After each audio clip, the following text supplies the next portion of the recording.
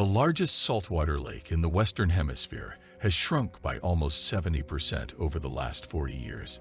It has lost about 25% of its depth during the last 200 years. Its volume, which is currently less than half of what it once was, is dropping at a rate that may be impossible to stop, and this is leading to a variety of issues for the area.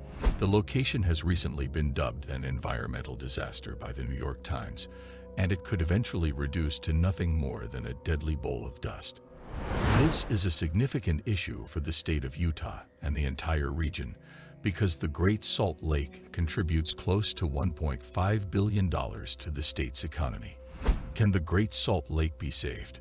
And how will Utah be affected by its current situation in the future?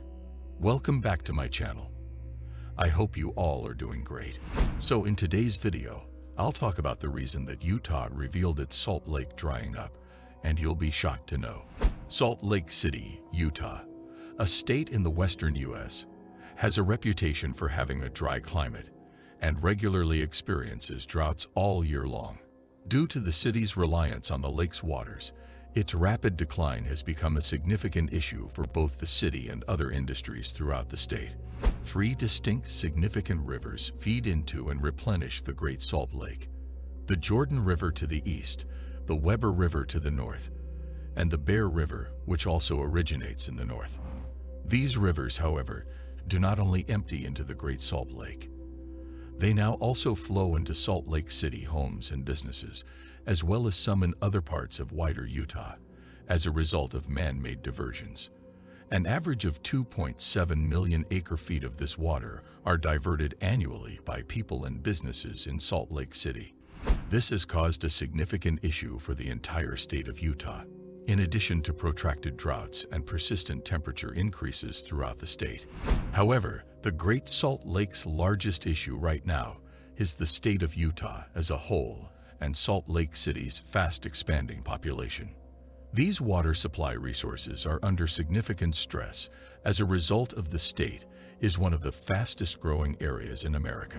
Currently, there are about 1.3 million people living in the Salt Lake City metropolitan region, and some of the more optimistic projections say that over the next 25 to 35 years, this number could increase by another 2.2 million.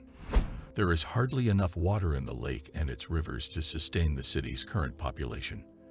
Therefore, regardless of the precise figure, any significant population growth has the potential to cause significant problems. Recent projections indicate that by as early as 2040, there may be a water shortage in the lake due to increased demand.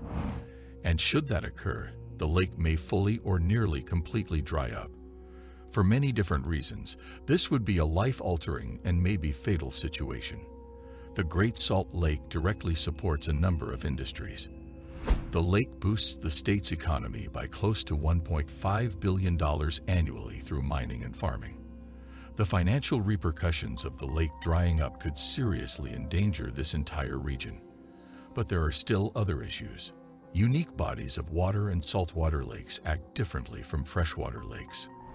The Great Salt Lake cannot discharge incoming salt and other elements because it lacks an exit.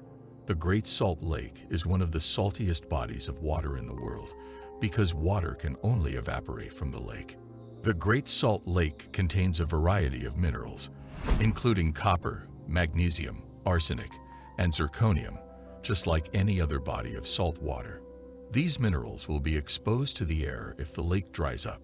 Over time, these particles may result in fatal respiratory and health issues.